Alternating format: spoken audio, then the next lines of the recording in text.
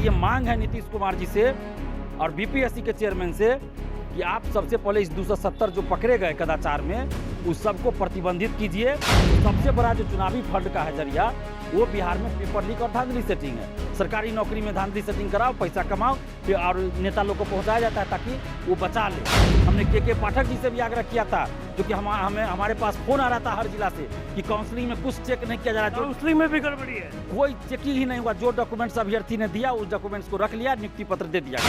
समीक्षा किया जाए कि महिला आरक्षण का सही से पालन हुआ है या नहीं हुआ है, और जो भी फर्जीवाड़ा करके इसमें बहाल हुए सबको बाहर किया जाए। नमस्कार, आप देख रहे हैं लाइव सीरीज, मैं हूं आपके साथ रोहित। आपको बता दें कि बीपीएससी टीआरई 3.0 का परीक्षा लिया गया, पेपर लीक हुआ, एग्ज़ाम को रद्द करना पड़ा। लेकिन अब सवाल ये है कि बीपीएससी टीआरई 3.0 का आखिर कब होगा परीक्षा, और परीक्षा होगा भी तो एक बार जो परीक्षा हुआ उसमें कई लोगों को गिरफ्तार किया गया, पेपर लीक हुआ। उन तमाम चीज़ों का क्या हुआ और अभी तक ये जो मामला है वो कहाँ तक पहुँचा, और पेपर कब होगा, और होगा भी तो जो अभ्यर्थी हैं उनको कितना डर लग रहा है। मेरे साथ बातचीत करने के लिए छात्र नेता दिलीप है।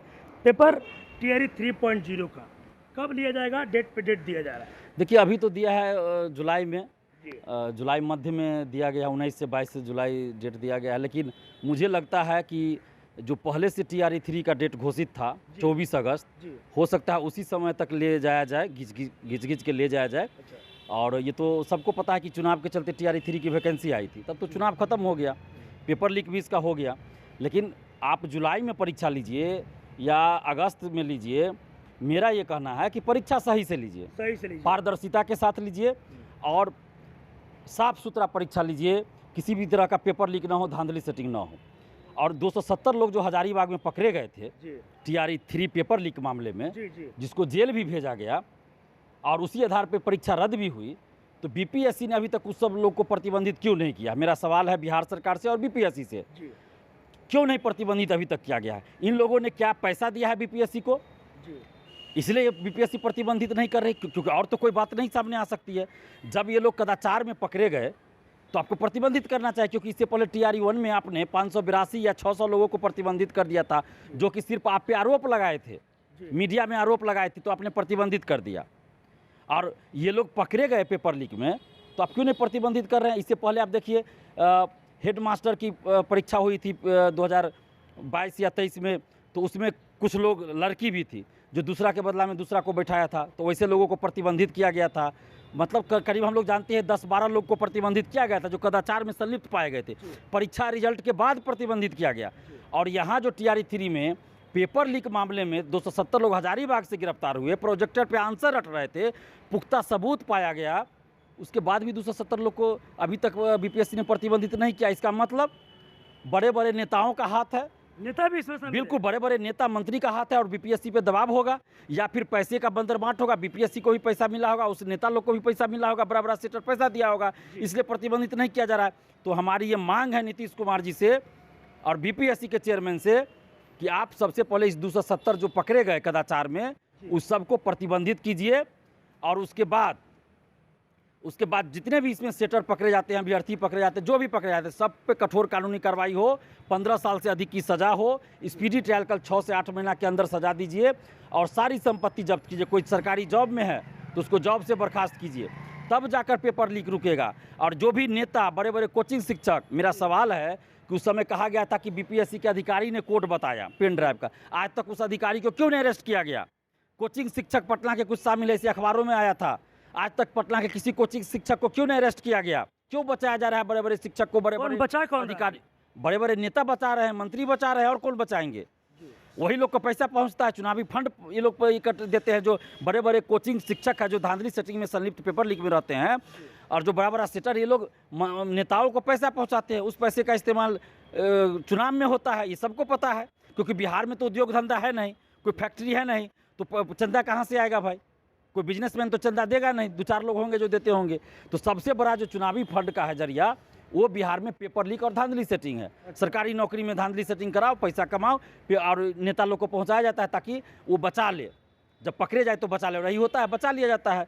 नहीं तो 67वीं बीपीएससी सिविल सेवा का पेपर लीक हुआ, उसमें अभी तक सभी लोगों को नहीं पकड़ा गया, उसमें भी कोचिंग शिक्षकों का आया था कि कोचिंग शिक्षक शामिल है पटना के, तो क्यों नहीं पकड़ा गया? आज भी किसी नेता पे, किसी कोचिंग शिक्षक पे, किसी अधिकारी पे कोई कार्रवाई नहीं हुई। तो हमारी ये मांग है नीतीश कुमार जी से कि जितने भी इसमें बड़े बड़े कोचिंग शिक्षक, बड़े बड़े अधिकारी, बड़े बड़े नेता संलिप्त है, बड़े बड़े सेटर है, सबको गिरफ्तार किया जाए, सख्त कानूनी कार्रवाई हो।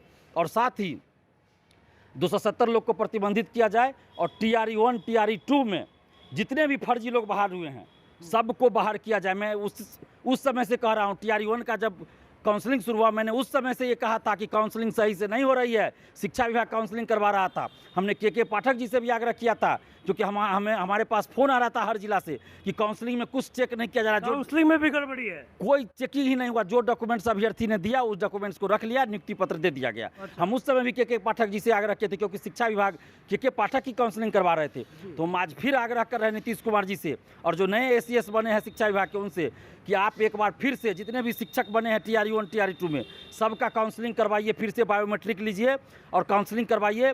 उसमें आप उनका सारा शैक्षणिक डॉक्यूमेंट्स देखिए और कि विज्ञापन की शर्तों के अनुसार उसका शैक्षणिक प्रशैक्षणिक सर्टिफिकेट है या नहीं।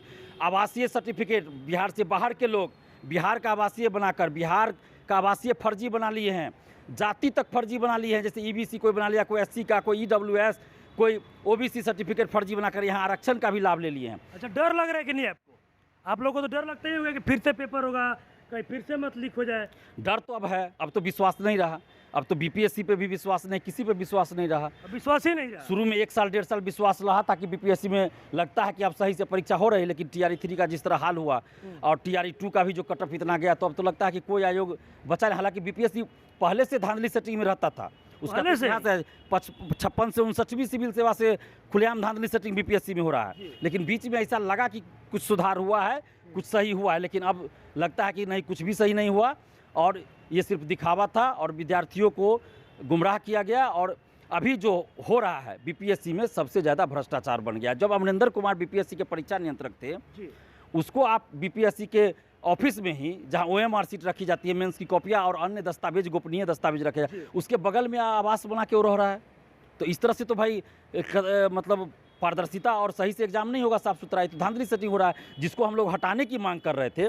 बाद में नीतीश कुमार जी उसको हटाए, DM बना दिए लखीसराय। और अभी देखिए BSSC से बहाली CGL 4 की आने वाली है और द्वितीय इंटर स्तरीय की बहाली चल रही है 13,000 पदों पे, और उस अमरिंदर कुमार को BSSC का मेंबर बना दिया गया। और BSSC का अभी तक कोई अस्थायी अध्यक्ष नहीं बनाया गया किसी को। क्यों भाई? इसका मतलब अमरिंदर कुमार वहाँ जाके लूट खसोट करेगा, पूरा धांधली सेटिंग करेगा, तो विद्यार्थियों के साथ तो अन्याय हो रहा है। इसलिए हमारी ये मांग है सरकार से, नीतीश कुमार जी से खासकर ये मांग है कि आप नौकरी जब निकाले, वैकेंसी निकाले, तो हमने आपकी तारीफ किया, BPSC ऑफिस के अंदर जाकर तारीफ किया, चूंकि परीक्षा अच्छे से हुई थी, व्यवस्था अच्छी थी, तो हमने BPSC की भी तारीफ किया, अतुल प्रसाद की भी तारीफ किया, नीतीश तेजस्वी सरकार की भी तारीफ किया, क्योंकि उस समय ये लोग सरकार में थे और अतुल प्रसाद चूंकि चेयरमैन थे, इसलिए हमने सुधार किया। और हमने जो मांग रखा था कि परीक्षा में सुधार के लिए चाहिए, तो अतुल प्रसाद जी ने उस सबको किया था, जैसे बायोमेट्रिक हो, वीडियोग्राफी हो, तो ये सब तो उन्होंने किया, इसलिए हमने तारीफ किया।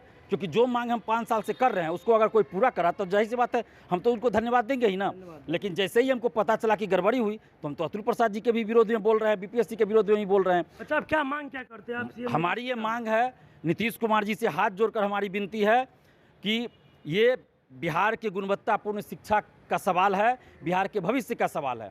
जब शिक्षक ही फर्जी रहेंगे तो क्या पढ़ाई होगा? इसलिए आप फिर से काउंसलिंग करवाइए TRE 1 TRE 2 का, और हर डॉक्यूमेंट्स का वेरिफिकेशन कीजिए, शैक्षणिक, प्रशैक्षणिक, मैट्रिक, इंटर, ग्रेजुएशन, PG जिस लेवल पे बहाली हुई है, उसके बाद STET सर्टिफिकेट, आपको BEd certificate, DLED certificate, CTET certificate, आवासीय, दिव्यांग सर्टिफिकेट, तमाम चीज़ों को चेक किया। फर्जी दिव्यांग सर्टिफिकेट लगाकर बहुत लोग, हजारों लोग ज्वाइन किए, नौकरी में आए हैं। ये कैसा अमानवीय काम हुआ है? तो दिव्यांग सर्टिफिकेट, आवासीय, जाति certificate, EWS certificate, freedom fighter का सर्टिफिकेट, मैंने हर स्तर पे जांच किया जाए कि विज्ञापन की शर्तों के अनुसार है या नहीं है, और महिला आरक्षण का समीक्षा किया जाए कि महिला आरक्षण का सही से पालन हुआ है या नहीं हुआ है, और जो भी फर्जीवाड़ा करके इसमें बहाल हुए सबको बाहर किया जाए, और जितनी भी सीट खाली होती है उस पर सप्लीमेंट्री रिजल्ट, संशोधित रिजल्ट जारी किया जाए, और पेपर लीक में जितने भी लोग संलिप्त हैं सबको गिरफ्तार कर जेल भेजा जाए, 270 को प्रतिबंधित किया जाए।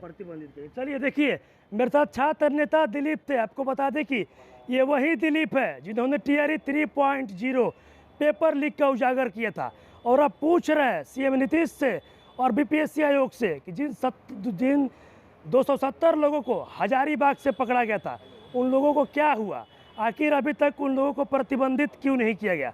और आग्रह कर रहे हैं कि सीएम नीतीश और बीपीएससी के जो चेयरमैन हैं, जल्द से जल्द उन तमाम 270 लोगों को प्रतिबंधित किया जाए। और साथ ही साथ देखिए TRE 1 और TRE 2 को लेकर भी बड़ा बयान देते नजर आ रहे हैं और बोल रहे हैं कि TRE 1 और TRE 2 में जितने लोगों भी बहाल हुए हैं, कई ऐसे लोग हैं जो फर्जी तरीके से बहाल हुए हैं, उनका फिर से काउंसलिंग कराया जाए। यानी कि कई ऐसे शिक्षक होंगे TRE 1 और 2 में जो नियुक्त हुए, जो नौकरी कर रहे हैं, उनकी नौकरी जानी भी लगभग अब तय मानी जा रही है। बस इसी तरह की तमाम खबरों के साथ मेरे साथ जुड़े रहें। धन्यवाद।